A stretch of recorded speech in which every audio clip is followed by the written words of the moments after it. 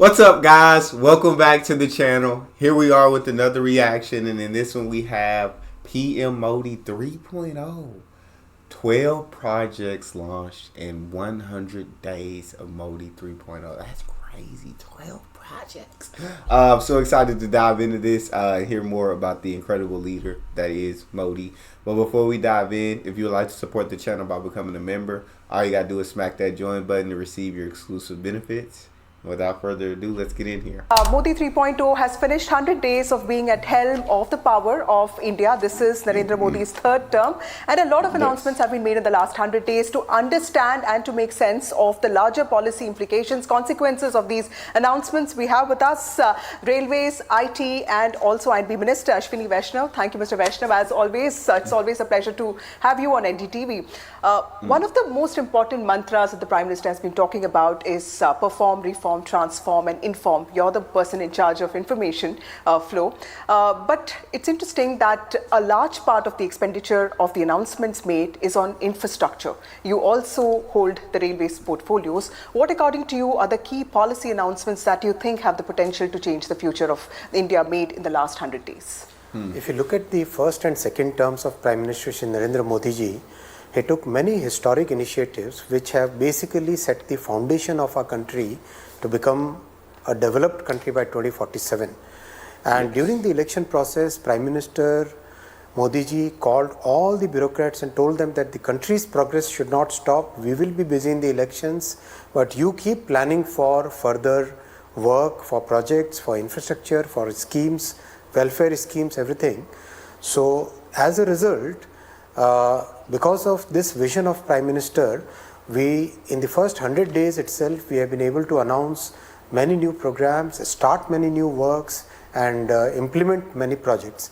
If you take the case of railways itself, within 100 days, 12 new projects, about 50,000 crore rupees investment, 11 new lines which will practically go through the tribal areas, and one multi-tracking project. Total 1,300 kilometers have been sanctioned. 16 new Vande Bharat trains have actually been launched, and the first 20 coach Vande Bharat has been launched. In the general coach category, which affects the travel of lower income and lower middle class income, 108 trains have been augmented with new general coaches. 12,500 new general coaches manufacturing is going on. Namo Bharat Rapid Rail was inaugurated yesterday. This is going to be a revolutionary train because at a very low cost, a very high quality service will be provided to commuters traveling from one city to another. Vande Bharat Sleeper is completed. It's now going for testing and trials. World's highest rail arch bridge, Chenab Bridge, has been commissioned. 900 kilometers of new tracks have been commissioned. 100 digital stations, 309 locomotives, 1,600 coaches manufactured, 10,000 wagons manufactured, and first direct drive control has been functioned. If you recall, Balasore accident, there was manipulation in the panel which controls the point machines. So I'm telling y'all, this man Modi is different. And I know one man can't do this alone. I know in order to accomplish truly, truly great things, it takes a team. And Modi just so happens to be captain of the team. Captain of the government that is in place in India right now, putting the right people in the right positions in order to progress India so much further. They're already looking ahead to 2047. I literally find that so fascinating. When you can look ahead that far. It's over 20 years into the future. I can barely look ahead 2 months.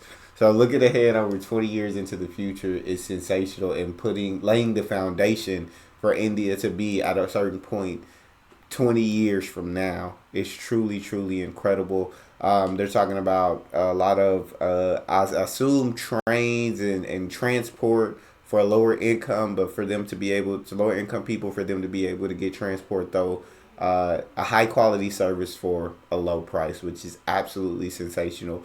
It sounds like they're talking about building a lot of tracks, building some bridges, just infrastructure. I've heard this in a lot of videos, Modi being very focused on infrastructure in this term, and I think he's truly just going to do so freaking much, man. This is going to be exciting. This is an exciting time for India. The panel which controls the point machines.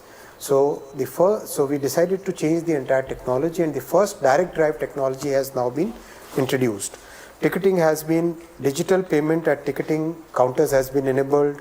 164 base kitchens have started.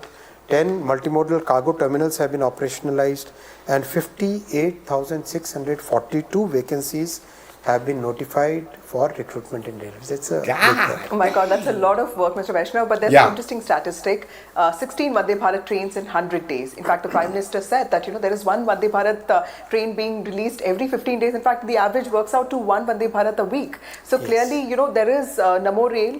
Shorter distances. There's Vande Bharat. The sleeper coach are going to come about. But we also see a lot of people. The demand for railways is growing. Airfares have really gone up. Festive season is coming up. How are you trying to tackle this increasing demand for railways? So there are 4 aspects to your question. I'll address all of them one by one. For the festive season, we have deployed record number of special trains. In the recently concluded summer season, we had deployed more than 20,000 special trains. In the previous Diwali and Chhath, again there was a record number of special trains. Just recently concluded Ganesh Chaturthi, we had 342 number of specials. So that same spirit we will continue. As you said, rightly pointed out, the demand for railway travel is increasing every day, and we are augmenting our infrastructure in a very big way. Number of trains manufacturing has significantly increased. If you compare with the UPA period and you compare today, we are now manufacturing close to 6,000 coaches a year. And the number of coaches manufactured during UPA period was hardly about 2,000 or 3,000 a year. So that's a significant jump. Number of locomotives 1,200. That compares to number of electric locomotives during UPA period was about 200, 300. So massive changes happened. New tracks are being laid.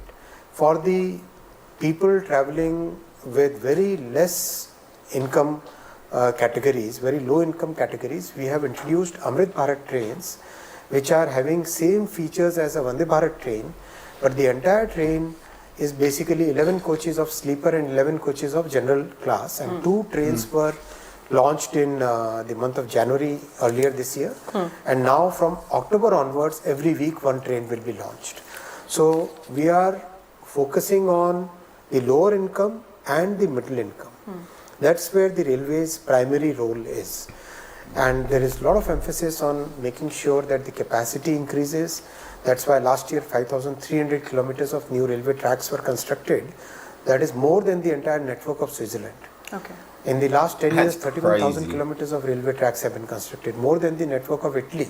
So that is the kind of focus which Prime Minister Narendra Modi ji has put in augmenting the railway network, the railway facilities, because throughout the 58 years of Congress rule, railway was totally neglected. It was ignored as a means. It was considered as a political tool. It was not considered as a tool, as a department which can bring about a big change in people's lives. Right. That's the change which has happened during Prime Minister's tenure. Mr. Vaishnaw, is that also your answer to the... That's so freaking awesome.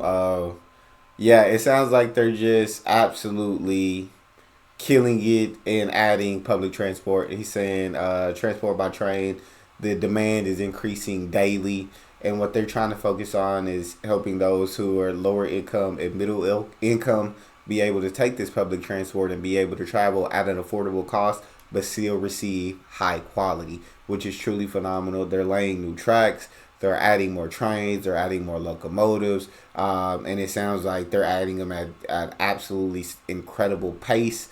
And so, yeah, India's, I guess, railway network, is that how I would say it, is about to just, it seems like, go crazy. It seems like, I don't know what it looks like at the moment, but if the demand is just increasing more and more every day, I'm sure the supply is going to have to increase more and more. And it sounds like that's what Modi's doing with this 100-day plan. 12 new railways in 100 days is absolutely mind-blowing to me. Building all the trains, all the locomotives, everything that they're going to need for these 12 new railways to be done within 100 days. It's just exciting. It's just exciting. I love to hear you guys commenting on it in the comment section. How do you guys feel about this? Do you feel like these 12 new railways are absolutely needed and the demand is extremely high? And this is going to help a lot. I'm telling you, man, Modi's just off to the races with this. And I think it's incredible that he's gotten to spend 3 terms in office. So he's gotten to see these plans through. It's not like one term he had all these ideas but couldn't execute because he didn't have enough time. With this 3rd term in office, it seems like he's getting the time to be able to execute exactly how he wants to execute. And I don't know how much time you can serve as the prime minister in India, if you can just continuously keep serving. But if you can, man, Modi's just the right leader for as long as he can lead. Fact that there's this criticism that there's so much focus on Vande Bharat that the other trains get ignored. Is that other trains are absolutely getting much higher focus compared to Vande Bharat. It's just that Vande Bharat is catching the imagination of the people. That's why there is so much excitement. But we as railway organization are very much focused on making sure that the lowest income categories of our society, they get very affordable rail travel. As I said, 16 Vande Bharats, but 108 trains in which general coaches have been augmented. Right. See the ratio. Right. Mr. Vaishnaw, also, on one hand, we're witnessing this record expansion of tracks, but, we're also looking at facelift of stations, which I think is really important for the country. But on the other hand, we also know that railway accidents keep happening. I know that you've often pointed out, and rightly so, that it used to be around 171 10 years ago, and now the number has come down to 40, which is a significant reduction, but still lives are getting lost. Is there a way by which, I'm sure you've had your learnings from the accidents that have taken place. When will the anti-collision system be put in place in the entire network, and also what are your learnings from the accidents that have happened? We have made sure that each and every incident which happens in railways, whether it is an accident or other incident, we go to the root cause of it. Wherever systemic changes have to be made, we make the systemic changes. Wherever procedural improvements have to be done, we do that. Wherever technology has to be changed, we are changing the technology also. I'll give many examples, how much focus we have put. We have done 97,000 inspections, 90,000 signal plans have been verified, 2,500 kilometers of tracks have been renewed. Ultrasound test is being done for the entire railway network, and this fiscal we have already done 186,000 kilometers of tracks have been checked with ultrasound machines.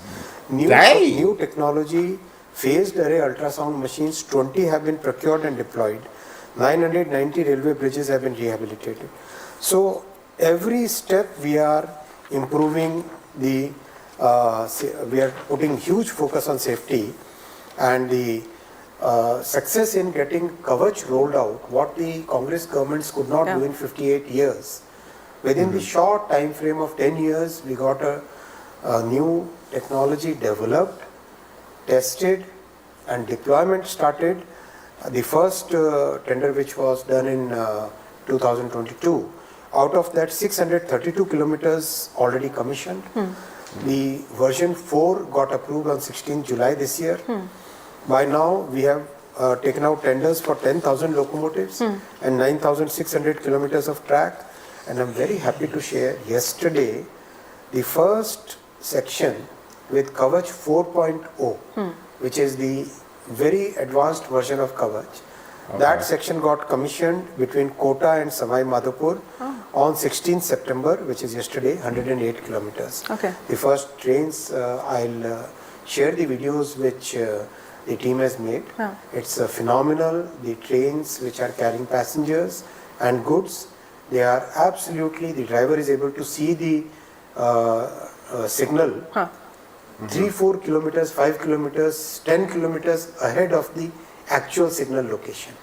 It's a very good technology, and I'm very happy that all this hard work which has gone in, is giving results. And how long will it be? Yeah, that's literally amazing. And she talks about not only are they 12 new railway projects and you're getting all these new trains, you're getting all these locomotives and everything, but also giving a facelift to the train stations that already exist.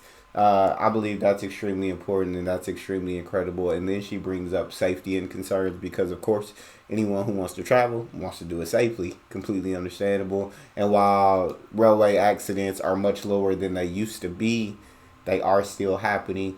But he is assured, like, right, with every single accident, we've learned new things, and whatever needs to be placed, whatever action needs to be taken, whatever systems need to be fixed, we have looked at that, we have fixed it, we have this new technology. We're doing all of these things to ensure these railways are as safe as possible. And then he talks about all the incredible things that they've been able to do in their little time compared to another government, I guess, that was in place that wasn't able to do all these things. So far, it just sounds absolutely awesome to me. So far, it sounds like India is absolutely on top of the ball, and this project is not just idealistic. This project is actually realistic. Like, these results are realistically going to happen within 100 days. That's special. For the entire track to be covered, the entire railway network of India? The countries which had half or less than half this network took about 15-20 years. But our Prime Minister has given us a very, very aggressive target, and we would like to complete the entire country's network. We would like to complete within 5 to 6 years from now. Okay. So also coming to the IT part of your portfolios, data privacy law is something that is, really, we're looking forward to it because it will change the way we consume information and also store our data. The rules, have to be brought in, and the data protection law came about after a lot of struggle. We saw what happened with the JPCs. When do you think the rules will come about, and what is the method that you're thinking with respect to consultation? Is the industry on board? Are the stakeholders on board? So as you know that in the entire drafting of data protection law, we had extensively consulted with every possible stakeholder. More than 16,000 consultations were done, and before that the JPC itself had also consulted many stakeholders, practically every stakeholder. The law is ready, and despite elections we have worked very hard to make sure that the DPDP rules are done. The DPDP rules have already been prepared. Very soon they are going through the approval process of the government, and very soon we will start the consultation process on the rules. The rules will be as simple as the DPDP Act as well as the Telecom Act that you saw. There will be a simplicity in drafting. Our Prime Minister has given us a framework called Saral framework, and he always says that the act or the rules, they should be easily understood by the people. And this is going to be digital by design implementation. So the digital implementation portal, the technology behind that, everything is already in place now, already developed. So very soon we will launch it. Right. So when it comes to... So it sounds like he's kind of talking about, she brought up data storage and data privilege or privacy is what I believe she was saying. And he started saying something about the dippy rules or laws or...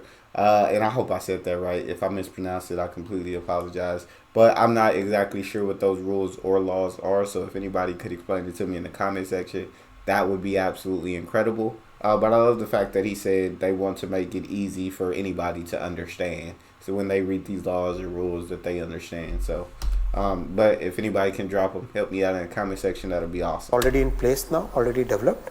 So very soon we will launch it. Right. So when it comes to semiconductor push, I know it started with the Prime Minister's state visit and it has taken a different form altogether. 5 semiconductor plants have been approved, but experts say that this is a gestational industry. It's very intensive because it requires the best of things, including the purest of water and non-stop electricity. And they say that this is going to be a long haul. It's going to be, betting big. Are we ready for that? Absolutely, we are ready for that, and we have taken practically every step needed to make sure that the entire ecosystem gets into place.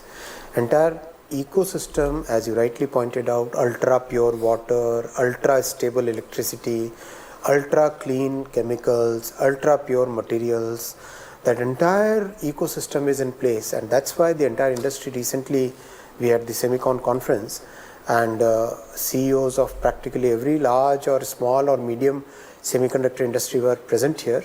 They were so excited about India's journey because they said India is following a policy which is absolutely the policy, right policy for making sure that this industry grows for many more years. If you recall, this industry, our country wanted to set up this industry way back in 1962. Since then, multiple efforts were made, but it was only because of Prime Minister Narendra Modi ji's clarity of thought that we could actually come up with a policy which has helped us succeed, and now we have 5 units. Construction work is going on at fast pace. There are new products which are being developed under the design linked component of the semiconductor policy, and very happy to say that there are 3 projects in which already VC funds are showing interest. Right. They are developing new 4G chips, they are developing new IoT chips, new applications for AI, new applications for optical sensing, multiple new ideas are coming. Our talent is vast, Right. and this very fertile talent, very big talent pool has now been given a good direction because of this semiconductor policy. Right. Sir, how do you... So with the semiconductor business, they say it takes, I guess, things to, kind of shake out perfectly in order for it to be good. And she's asking, like, is India ready to make this bet? They're saying it's a gamble. Is India ready for this gamble? And he's saying that India is. They have looked at every single thing. It sounds like they've talked to people already in the semiconductor industry who tell them that they're on the right path and they're absolutely excited for India. And so they looked into everything that they can look into, I'm sure, of course, to assure that this, their leap into the semiconductor field, the semiconductor industry is as successful as it possibly can be, and has the highest percentage of success. And so they're talking about doing so much over in India. Like it's so like fun getting to react to these videos. It's a great time, I feel like, for the country who just hands in so many different industries and so many different organizations who continues to rise. The Indian people are incredible.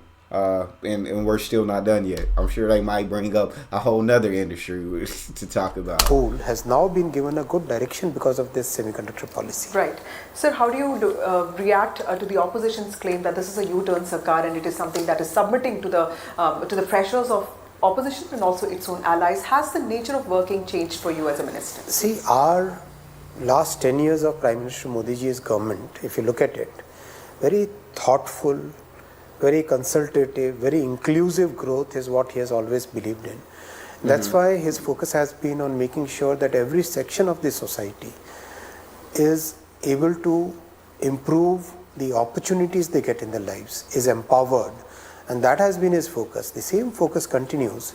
The opposition can say whatever they want to say.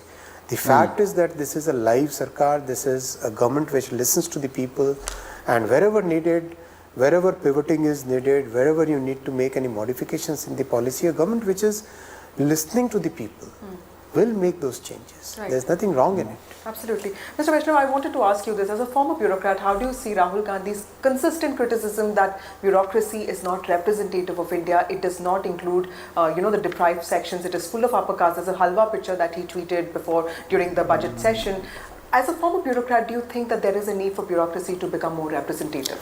Every recruitment that happens in the government, whether it in the civil services, engineering services, technicians, constables, every recruitment which happens in the government follows a principle of reservation which is created by, which is inspired by, which is formalized by, institutionalized by Baba Saheb Ambedkar's constitution. Mr. Rahul Gandhi must understand, must study how the recruitments are happening. If he believes in taking a responsibility, in the UPA government, he had his party, his family was ruling for so many long years. He should have taken a responsibility so that he knows that yes, this is the way the government is run. How can he claim when every recruitment is having the reservation policy? How can he claim that the reservation, some sections of the society are not represented? He is taking the example of secretaries. he did not take the example in the secretaries, he did not include the members of the railway board. Member of a railway board is essentially he or she is an ex officio secretary to the government of India. Till 2 years back, there were 2 members of the railway board who were from the SC community. Okay. One of them got, one of the meritorious candidates became the first SC chairman in the history of railways. Yeah. In the 58 years of their government, did they ever make one single SC member? Did they make any SC chairman of the railway board? Did they make a woman chairman of the board, chairperson of the board? No. They are. It's a question of not being committed to underprivileged sections. We NDA government is committed to the underprivileged sections. Okay. Modi ji himself has come from a very poor family in a small village. Right. He understands what pain we have to go through. It's a very different mindset, which I don't think people who were born with those riches, they can never understand. Absolutely. My last question. So it sounds like the opposition, of course, the opposition is going to have their own criticisms of Modi and the government, but he's like, in the past 10 years, Modi's,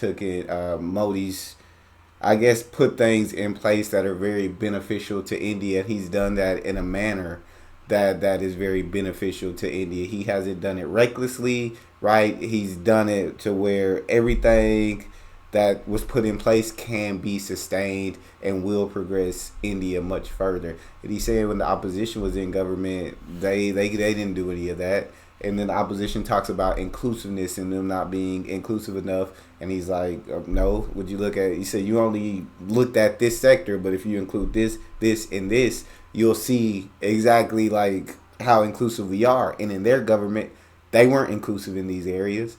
So how can they then criticize us and say that we aren't? But you understand, like, the opposition, of course, is going to absolutely oppose whatever plans they put into place, right? Because they want to be in office. They want to be elected. And so it only makes sense. Question to you, sir. You're part of the crack team that was sent to Madhya Pradesh, which was in some ways seen as the most difficult election for BJP, but in some ways it gave very miraculous results for the party. And now you have been deputed to Maharashtra. How difficult is the battle there? Because many people have already given up. There are 6 parties in the fray. How confident and optimistic are you of the BJP's chances? Maharashtra will clearly demonstrate that Prime Minister Shri Narendra Modi ji's inclusive growth policies, a policy where there are no shortcuts, a policy where foundation for a developed nation are being laid, a policy where a way of working where hard work, where absolutely clearly focused, nation first, always first. That thought process is what ultimately wins, and our workers, our karyakartas are very enthused, our leadership is strong. We definitely will see success. Right. Thank you, Mr. Vaishnaw. That was Railways, IT and INB Minister Ashwini Vaishnaw elaborating on the policy outcomes and larger consequences of the policy moves and announcements made by Modi 3.0 in the first 100 days of its governance. Absolutely love getting to hear that, getting to listen to like these plans for the next 100 days, getting to hear not just the railways they were talking about though. It seems like the semiconductor industry, the technology, so many different things I feel like Modi wants to do for India. And I think it's just incredibly amazing. I'd love to hear you guys' thoughts, whether you have any concerns or whether you're excited or have any concerns about everything that India is doing. I'd love to hear your thoughts in the comment section. If you happen to enjoy, please don't forget to smash that subscribe button, get a video a thumbs up, and check out the next one. I'll see you guys next time.